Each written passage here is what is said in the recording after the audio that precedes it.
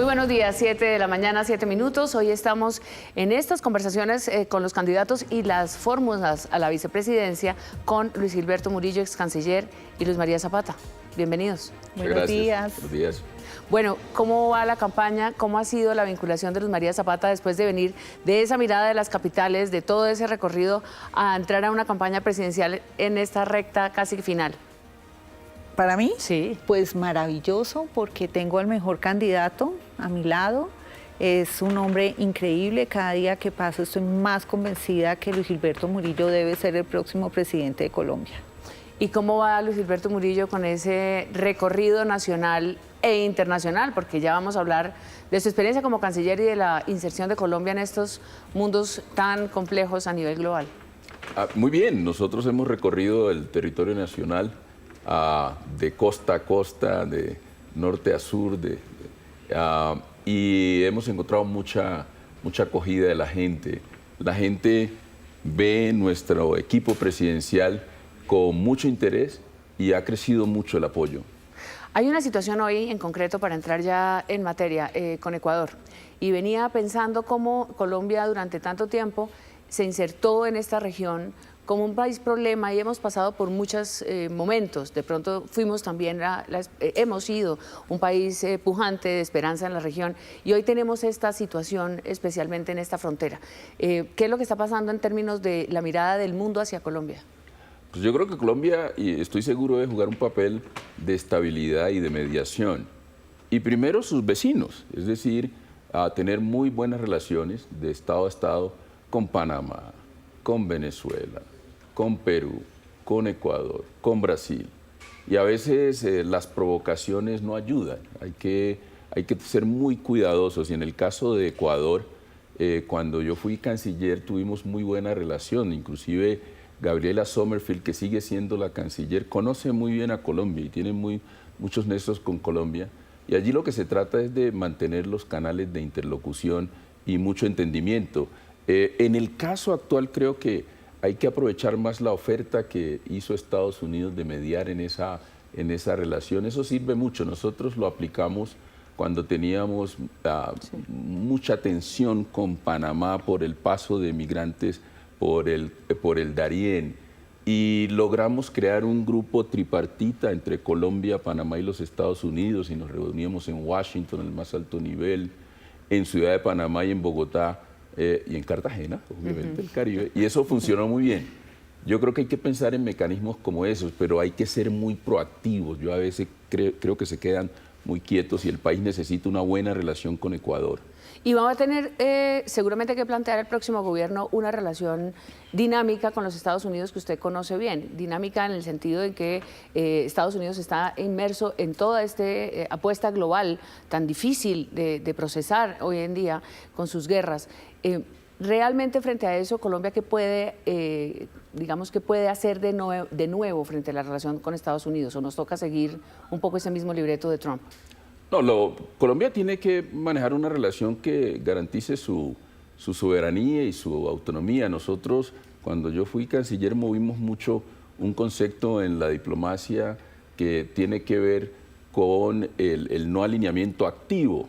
Entonces usted puede tener relaciones con todos, pero entender cómo está el contexto geopolítico hoy. Estados Unidos ha decidido que quiere ser más, digamos, proactivo en la esfera de incidencia regional, y Colombia tiene la gran ventaja de contar con una relación muy especial con los centros de poder e influencia en Washington, y tiene que aprovecharlo como pocos países, pero para eso hay que mantener una buena interlocución. La provocación en este contexto no sirve de nada. Ha mencionado 2 veces la provocación y se refiere obviamente al manejo del gobierno de Gustavo Petro, al que también usted perteneció.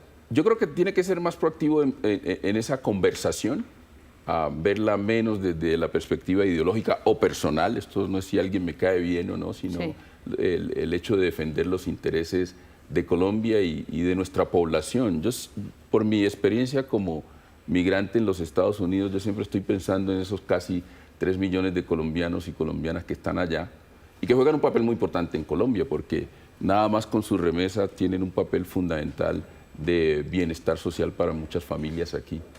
Bueno, trasladémonos al escenario nacional. Luz María, usted llega a esta fórmula ¿con qué en la cabeza? Pensando en qué país, pensando en qué escenario tenemos hoy que pueda plantearse hacia el futuro en un ejercicio público comprometido, digamos, que es lo que supone una campaña presidencial. Yo creo que coincidimos plenamente con el doctor Luis Gilberto que esto se construye desde los territorios. No obstante, ya se acaba de dar cuenta el conocimiento que tiene internacional el candidato y que además entiende claramente que Colombia globalmente tiene un papel que jugar. También nacionalmente es desde los territorios que se va a construir país y esta es una fórmula de territorios, el de Chocó, yo de Pereira. En Azocapitales pues pudimos trabajar por todo el territorio nacional, sabemos de cada región, de su identidad, de las diferencias y de cómo tenemos que ayudar a crecer el país desde las regiones. Pero en ese énfasis regional, ¿qué prima? ¿Qué prima? ¿La autonomía, la descentralización? ¿Es el tema del recurso público? ¿Qué es lo que enfatizaría, digamos, esta fórmula para llegar a las regiones? Porque de alguna manera es un tema que está, por supuesto, en todas las campañas. No es solamente el recurso público, es decir, a este país lo va a acabar el centralismo. Lo va a acabar, es decir, nosotros tenemos territorios que están viviendo en el siglo XIX, otros en el XX y otros en el XXI, y esa desigualdad, esas brechas no pueden seguir. Aquí se extrañaban muchos cuando escuchaban que en Puerto Leguízamo la situación del aeropuerto, que la gente se gasta 8 horas por el río, pues eso es lo que le pasa a muchas comunidades en Colombia. Y el país no puede seguir con semejante centralismo. Hay que profundizar la autonomía regional, hay que profundizar la descentralización, hay que darle más recursos a los territorios, pero con autonomía, porque lo que vemos hoy, un solo ejemplo, en el periodo del 2022 al 2025 más o menos, se tuvieron de recursos de regalías solo del sector minero-energético 53 billones de pesos. Y mira la situación de La Guajira o mira la situación de Arauca, que le han dado mucho a este país. Y si no rompemos con el centralismo, con las economías de enclave, donde la riqueza no se asienta en esos territorios, pero sí se la da al país, nosotros no vamos a salir adelante. Y el país está muy fracturado en ese sentido. Luz María conoce muy bien esa problemática y obviamente va a jugar un papel fundamental en liderar la llegada a los territorios. Además es que ha habido una desconfianza hacia la gobernanza territorial increíble por parte del centro, como si en el centro no hubiera también escándalos de corrupción. Entonces yo creo que esa desconfianza desde Bogotá hacia las regiones y cómo van a administrarse ellos mismos cuando lo que hay es talento realmente. Yo lo vivía en todas las ciudades capitales, hay un talento, unos servidores públicos increíbles con un conocimiento perfectamente equiparable también al gobierno nacional. Entonces yo no entiendo por qué como esa arrogancia desde Bogotá de pensar que ellos pueden gobernar mejor de lo que se puede gobernar desde las regiones. Usted introduce el tema de la corrupción y vamos a este mal que nos carcome porque está para algunos dentro del sistema y cuando se declaran en estas candidaturas también que hemos tenido antisistema, antipolíticos, antipartidos, pareciera que es justamente ese el foco de esa propuesta, es no quiero tener nada con quienes han manejado el Estado previamente porque vamos a empezar de nuevo, vamos a empezar de cero. ¿Es posible entender que esos fenómenos de corrupción se pueden desmontar desde el mismo sistema o cuál sería la propuesta verdadera y concreta para esto? Pues hay que desmontarlo desde el propio sistema, con los mecanismos de pesos y contrapesos y el equilibrio de los poderes. Yo no creo en esas propuestas antisistemas porque por lo general le resultan muy costosas a los países porque empiezan de cero y lo que usted tiene es un salto al vacío que a veces las consecuencias son peores, ¿no? Nos pasamos con unos liderazgos que aprenden y cuando ya medio están aprendiendo pues ya tienen que irse, pero los costos para el país son muy altos. Yo lo que estoy seguro es que hay mecanismos, hay propuestas muy buenas para acabar con la corrupción. Una parte del sistema político y cómo se financia. Es que si tú miras, María Alejandra, siempre es muy recurrente de quienes financian las campañas, los escándalos de financiación de las campañas, y tiene que haber verdaderamente financiación pública. Hay que mirar el sistema de la Corte Electoral, aquí tenemos el Consejo Nacional Electoral, pero eso hay que mirarlo en detalle para que realmente cumpla una función que garantice que desde allí se quiebra con la corrupción. Y después hay mecanismos que se pueden probar que son más técnicos, por ejemplo, la implementación de los avances tecnológicos para quebrar con la corrupción. Allí hay mucho que hacer porque el gobierno tiene que pasar a ser un gobierno que pueda interactuar con la ciudadanía en el mundo virtual. Usted fue gobernador del Chocó y esta es una de las regiones en las que todas las campañas se fijan, hay que hacer algo por el Chocó. Pero siempre que se llega también al diagnóstico es parecido digamos, a una especie de pared en donde el desarrollo del Chocó no termina de suceder. ¿Tiene que ver con esa descentralización? ¿Tiene que ver con una cultura política? ¿Tiene que ver con qué? Tiene que ver con la descentralización, obviamente, porque el Chocó es a Colombia como Colombia es al mundo. Es una tierra de muchas oportunidades, de mucho talento. Y lo que se trata es de darle más recursos, darle más autonomía y creer en la gente del Chocó, porque aquí no se cree. Yo le voy a dar un ejemplo solo en el tema de descentralización. Es un ejemplo de hoy. Sí. Hay un puente en el municipio de Carmen de Darién que cubre la población de Brisas, conecta Antioquia con el Chocó y eso destaponaría toda esa zona porque es una zona muy productiva. Los recursos son de la gobernación porque son recursos de regalías y aquí en el OCAR un funcionario de planeación, un funcionario del Ministerio de Hacienda y un funcionario del Ministerio de Transporte pues no lo aprueban. Entonces esos ejemplos no se pueden dar. Eso está sucediendo hoy en el Chocó. Ahora en lo político, no puede ser, y nosotros vamos a implementar con Luz María una reforma política, porque no puede ser que departamentos como el Chocó no tengan representación en el Senado de la República. Es que también somos colombianos, somos colombianas. Y no solamente en el Chocó, sucede en Quindío. Quindío no tiene representación en el Senado, que me llamó mucho la atención. Entonces en este país las discusiones tienen que darse en todos los escenarios para que regiones como estas también tengan voz. Pero ¿qué responsabilidad le cabe también al Chocó directamente, a los chocuanos, como usted que estuvo también al frente de la administración? Porque aquí hay que empezar a compartir también responsabilidades para echar para adelante. Bueno, eso le voy a decir, con los candidatos y candidatas a la presidencia, van al Chocó, prometen de todo y después dicen que la culpa es de los chocuanos y chocuanas.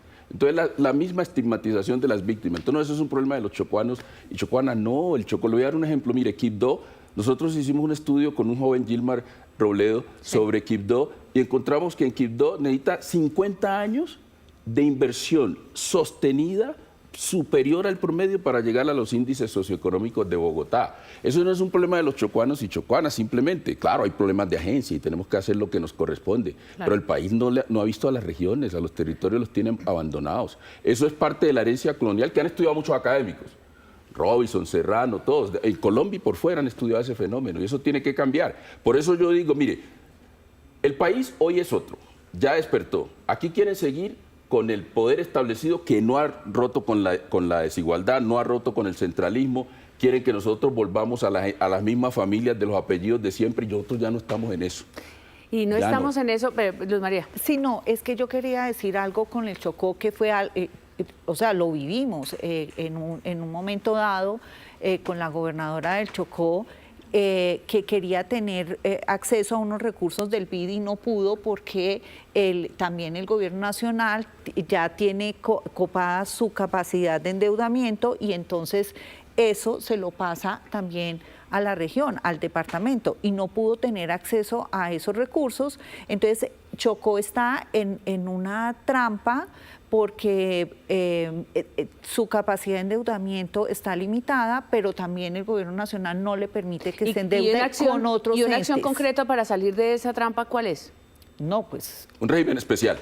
Chocó lo ha propuesto en varias oportunidades y es un régimen especial para departamentos como Chocó, departamentos que tenemos zonas como el Pacífico, zonas como el sur de Bolívar, zonas como el mismo Catatumbo, porque la gente sale allá simplemente cuando hay emergencia. No, necesitan un régimen especial y no porque esas regiones sean un problema y no porque necesitan que le regalen nada. porque ahí está la oportunidad del país. Es decir, el país si desarrolla un departamento como el Chocó, si desarrolla el sur de Bolívar, si desarrolla el Catatumbo, si desarrolla al Amazonas, es mucho la capacidad de crecimiento que tiene para generarle condiciones dignas a esa gente y al país. Y yo creo que de ese país de futuro es que no estamos hablando. A nosotros nos tienen todavía en las discusiones del pasado. Y se está dando en esto. ¿Qué pasó en Colombia en estos 4 años de Gustavo Petro? Usted que conoció el gobierno por dentro y cuando dice el país ha cambiado, hay unos nuevos liderazgos, digamos, sociales, hay una visión de una ciudadanía que está compartiendo también el poder. Esta definición que se hace sobre este periodo del mandato, ¿usted cómo lo aterriza a la propuesta del país que viene? Mire, yo se lo digo, María Alejandra, con mucha sinceridad. Aquí hay ciudadanos de primera, de segunda y de tercera. El país en este periodo descubrió esa otra Colombia de esos otros ciudadanos y ciudadanas que también aspiran a gobernar. Ahora, hay problemas, claro que sí, pero ahí hay una situación distinta y eso no va a cambiar. Yo creo que aquí, y Luz María y yo lo proponemos, apartados de los extremos, es cómo llegamos a acuerdos de país. Inclusive yo que fui canciller, lo vi muy claramente, cómo se articulan los intereses de Colombia, es la manera en que las élites articulan el interés de Colombia. Ahora hay que rearticular ese interés de Colombia y negociarlo de nuevo, y eso necesita acuerdos. Y necesitamos un equipo presidencial, como lo integramos con Luz María, para que pueda llamar a todos los sectores a construir nuevos acuerdos con esas personas, esos territorios que ya dicen, nosotros queremos seguir gobernando y queremos tener voz. ¿Y acuerdos también con otras propuestas políticas que están hoy aspirando a la presidencia? Es una buena pregunta. ¿Acuerdos? Sí, ¿no? hay que hacer acuerdos, Es que pero no se puede nosotros, hablar de acuerdos, no se puede hablar de unión, porque yo he estado escuchando, por supuesto, a todos los candidatos, y de pronto es que el país se tiene que unir, es que el país se tiene que hacer acuerdos, tenemos que lograr consensos, pero a la hora de preguntar cómo, con quién, hasta ahí llegamos, y estoy entendiendo que obviamente van hacia una carrera presidencial, pero... Bueno, en el caso mío, algunos me dijeron que yo no podía estar en sus coaliciones porque había estado en el gobierno de Gustavo Petro, lo que me pareció terrible. O sea, usted habla de inclusión, pero excluye. Pero yo sí creo que hay que avanzar en diálogos. No se ha podido desde la perspectiva política, porque muchos de estos acuerdos se plantearon más desde una visión muy electorera. Y lo que nosotros queremos, y lo hemos planteado con Luz María, es una visión de país, visión de país con programas, y eso realmente no ha habido la oportunidad. Por eso nosotros estamos planteando una propuesta que llama a eso por el recorrido que nosotros tenemos, porque hemos construido acuerdos antes. No, y María Alejandra, también otra cosa que yo lo viví en Azocapitales, y es que en un momento dado teníamos alcaldes de centro-izquierda con un gobierno de derecha y trabajamos muy bien, y después llegó este gobierno progresista con alcaldes, cuando llegaron los alcaldes de derecha, y ahí hubo una ruptura desde el primer día. O sea, ni siquiera, yo tengo que hacerle esa crítica a los alcaldes, ni siquiera se les dio la oportunidad de poder trabajar con el gobierno nacional. No es que el gobierno nacional también no haya tenido detalles con los... Sí, se ha planteado una relación hostil entre unos y otros. Pero la empezaron los alcaldes. Pero una pregunta, ¿y cómo se resuelve si pareciera que el camino va a ser el mismo? ¿Vamos a tener otro periodo de esta polarización? Gente como nosotros dos, que somos conciliadores, que sabemos trabajar con todo el mundo, con la derecha, la izquierda, el centro. Yo creo que es eligiendo con sensatez. ¿Y si es un tema ideológico o es un tema de otra naturaleza? Para mí es un tema de poder, de llegar al poder. No sé. Sí, hay varios factores, pero sí. Uno es ideológico, obviamente, pero el otro también es de historias y de acumulados. Es decir, nosotros hemos podido... Mira, este equipo presidencial refleja el país. Aquí nosotros planteamos un país que es diverso, pero que se puede entender. Y lo que nosotros vemos es que hay mucha carga del pasado que no deja avanzar. Entonces, esos odios... Nosotros aprendimos en el Chocó a crecer sin resentimientos. Y hay demasiado resentimiento que a veces se aparta de lo ideológico y más un tema de personalidades. Y hay que superar eso porque perjudica mucho al futuro de Colombia. Usted tiene una vocación pública por cambiar las condiciones y esa es la propuesta obviamente de una candidatura. ¿Pero le gusta el poder? ¿Entiende, digamos, que aspirar al poder, que no es lo mismo que gobernar? ¿Es justamente lo que usted propone o ustedes propondrían? ¿Tener una definición de alguna manera nueva de un poder en Colombia? Sí, nosotros creemos que, y lo planteo en las diferentes clasificaciones que hacen aquí. A mí no me gustan los rótulos, pero cuando la gente habla de centro, nosotros decimos aquí hay una propuesta de centro, pero con raíz en la gente, en los territorios, con raíz popular. Y ese es el nuevo poder que ha salido en Colombia, es decir, aquí se usa el concepto de la Colombia profunda. Esa Colombia profunda salió a la superficie y lo que reclama es poder para poder hacer cosas y transformar, ¿no? Hay una circunstancia que es la seguridad. Esos territorios, esa Colombia olvidada sigue padeciendo de lo mismo. Un conflicto que se desarrolla en la periferia, pero que desde ahí se convierte en un asunto nacional de primer orden. ¿Cómo hacer una intervención real, entendiendo el fenómeno de hoy, que no es exactamente el mismo de las guerrillas, que no aspiran al poder, que no se enfrentan a la fuerza pública, sino que están tomándose los territorios para ejercer como Estado? ¿Cuál es ese camino realmente para salir de ahí? Bueno, primero sin ingenuidades y con mucho rigor y con mucha metodología y haciéndolo con la gente. Es decir, lo primero que hay que plantear en esos territorios es que la mayoría están identificados. Usted sabe qué está pasando en Chocó, los sitios están identificados.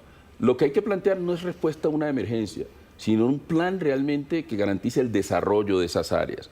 Y hay que concertarlo con las diferentes fuerzas allá. No es la negociación entre guerreros, porque ya no tienen una agenda política, no tienen una agenda ideológica. Es captura de rentas y es ejercicio o tratar de tener un ejercicio de la gobernanza criminal. Y eso tiene que romperse. Y eso pasa por fortalecimiento de la fuerza pública.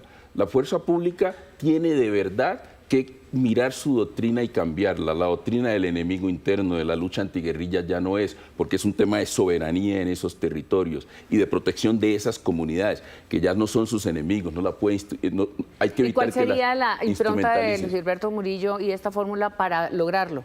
Distinto a tantas candidaturas que hay. Esa la quiero decir yo. Aquí está sentado el hombre, el único en ese tarjetón que pueda hacer el Plan Colombia 2.0, porque esto no lo podemos hacer solo. Necesitamos la ayuda obligatoriamente del gobierno también de Estados Unidos, que había sido nuestro par en esta lucha, que necesitamos recuperar la inteligencia, recuperar la tecnología. Y Luis Gilberto Murillo es ese hombre en el tarjetón que puede hacer eso por su conocimiento y relacionamiento con Estados Unidos. Bueno, es una relación que se mantendrá de todas maneras de Estado a Estado, ¿no? Más allá de esto, pero las características, por supuesto, entiendo que se tengan que exaltar en este proceso electoral. Sin embargo, la realidad nos lleva a un gobierno que termina, por ejemplo, con un tema muy difícil en asuntos fiscales. La economía, pasemos un momento por ahí. Realmente, ¿cuál es el tema central de preocupación para sostener la economía, el proceso fiscal público? Lo primero es que hay que mandar un mensaje de tranquilidad, y el mensaje de tranquilidad es respetando la independencia de las instituciones.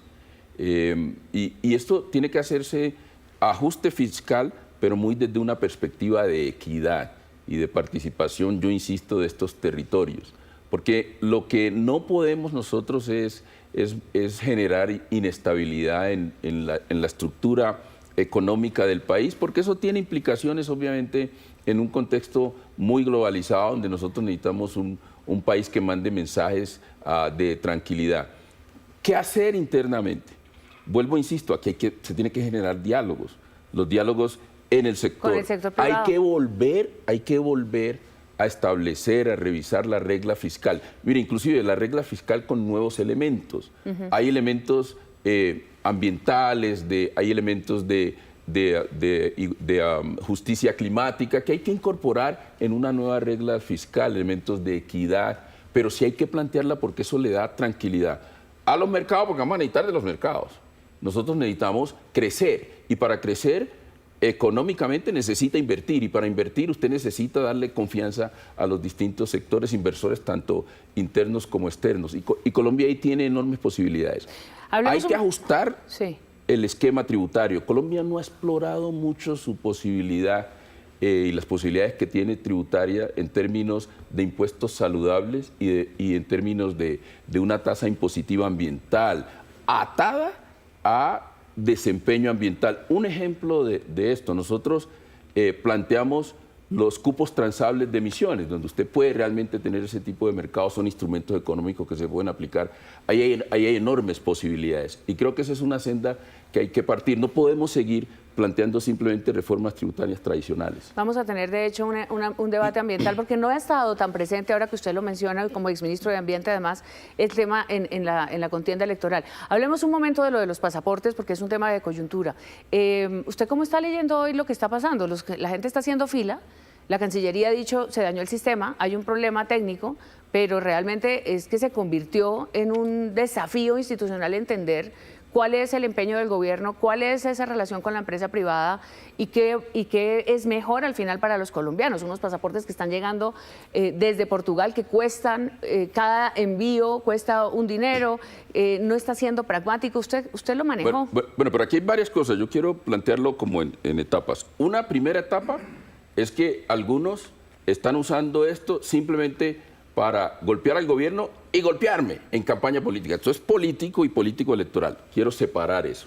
Ahora, en los pasaportes hay dos temas. Uno es la producción de los pasaportes y otro es el agendamiento de las citas para que tengan una buena experiencia con los ciudadanos. En la producción de los pasaportes, lo que se cambió fue el modelo por un modelo que, con varios criterios, que tuviera más participación de lo público, que realmente hubiera una pluralidad en oferentes que se tuvo, y lo otro, que se manejaran los datos de los colombianos por parte del Estado. Y eso se logró en ese modelo. Y el modelo lo que buscó fue una alianza con los que saben de estos temas. Y se invitaron a varios países y Portugal se hizo una alianza, una cooperación con Portugal para sacar adelante ese proceso.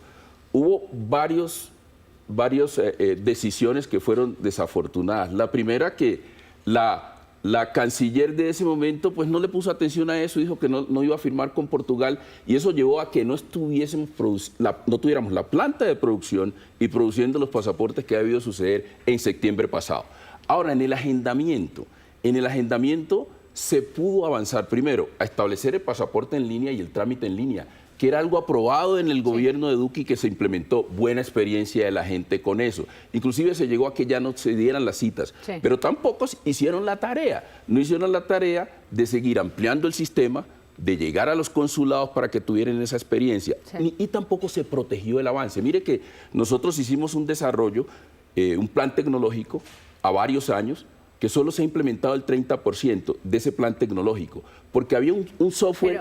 Pero es que, María Alejandra, este tema es bien interesante, porque hay un software que no se actualizaba desde el año 2001, otro desde el año 2015. Sí. Se actualizó y eso mejoró la experiencia. Acabó con la red de tramitadores, que era una red que se tenía allí de corrupción. Pero no se protegió el sistema. Lo que acaba de suceder ahora es que hubo un ataque, un hackeo, se cae el sistema y como estamos en campaña, ¿qué aprovechan? Para decir, no, mire, es que hubo un contrato, que esto no sirve, claro, pero también es que el tema del software ya sabemos que es la misma compañía de las elecciones, que es una especie de obsesión del presidente Petro, hablando de Thomas Gregg, que es además una compañía que tiene una experiencia y un recorrido en este tema y en todos los temas electorales necesarios e independientes innecesariamente para este momento. Lo que pasa, María Alejandra, es que el tema no es la empresa como se ha venido planteando, es el cambio de modelo. Ya. Entonces, con esa empresa, yo interactué con esa empresa a través, con acompañamiento de la Procuraduría, de la Contraloría, y realmente en lo que tuvo a esa relación, no es una empresa seria, tan es así que logramos que retiraran la demanda que tenían cuantiosa en contra del Estado. Entonces, el lío no es la empresa y creo que no hay que estigmatizar a las empresas porque han tenido una relación con gobiernos anteriores. Es que eso no manda un buen mensaje del Estado. Al contrario, tenemos que hacer alianzas público-privadas que funcionen, pero también hay que tener modelos que son eminentemente públicos cuando se pone en riesgo por preferencia datos, etcétera, ¿no? Bueno, tenemos el último minuto para redondear esta presencia de ustedes dos en el tarjetón de cara hacia los colombianos. ¿Qué pasa con ustedes hasta el 31 de mayo? ¿Cómo va a ser este camino, este recorrido? ¿Qué están pensando? ¿En qué se concreta esta candidatura? Esta candidatura se concreta en una candidatura independiente, con mucho carácter. Es decir, nuestro equipo presidencial es un equipo presidencial que ha tomado decisiones con firmeza. No llegamos a aprender, tenemos mucha experiencia y lo que le estamos diciendo a la gente es, mire, la oportunidad es Colombia, porque nosotros aquí tenemos oportunidades en los territorios, oportunidades en Bogotá, está creciendo el turismo, lo que estamos diciéndole al país, mire, si queremos una propuesta que se aparte de los extremos y que realmente tenga la capacidad de lograr consensos en democracia, que proteja la democracia y que hable del futuro del país y de sus oportunidades, este es el equipo presidencial para hacerlo. Las elecciones se caracterizan muchas veces o por continuidad o por cambio total. ¿Ustedes dónde están? ¿Un poco de los mismos, un poco de los dos? Es lo que siempre también desde los territorios hemos mantenido. Uno tiene que seguir con las cosas que vienen funcionando y hacer los cambios en las que no están funcionando, obviamente. Llegar a cambiar todo es absurdo y pues políticamente nosotros no vamos a hacer eso, seguir con lo que sí funciona y por supuesto implementar los cambios necesarios que estamos viendo en seguridad, en economía, en territorios. Eso, bueno. Para que vea nuestra fórmula vicepresidencial, la mejor, ¿no? Sí. ¿Está tranquilo, satisfecho con haber participado en el gobierno de Gustavo Petro? Sí, yo aprendí mucho del gobierno. A veces me pasa una cuenta de cobro electoralmente, pero sirve para gobernar mejor. Pero están un altísimo porcentaje de gente diciendo que apoya el petrismo, así que la cuenta de cobro... Pero nosotros somos independientes y eso es lo que estamos planteando al país. Entonces a veces le pasan cuenta de cobro de todos los lados, pero yo creo que el país sensato entiende que este es el mejor equipo presidencial y necesitamos un gobierno sensato como el nuestro. Pues con ustedes una pareja que se define como una pareja sensata, unos candidatos a la presidencia de la República, estarán hasta el 31 de mayo cuando se concrete la ida a las urnas por parte de los ciudadanos. Muchas gracias por estar aquí. Muchas gracias, María Alejandra. Es un momento para decir también que es necesario aclarar, hemos invitado al candidato Iván Cepeda a este mismo espacio con su fórmula vicepresidencial, hasta el momento no hemos tenido ninguna respuesta, esperamos que la próxima semana vamos a continuar en estos diálogos con los candidatos hacia la presidencia de la República aquí en Noticias Caracol. Muy buenos días para todos.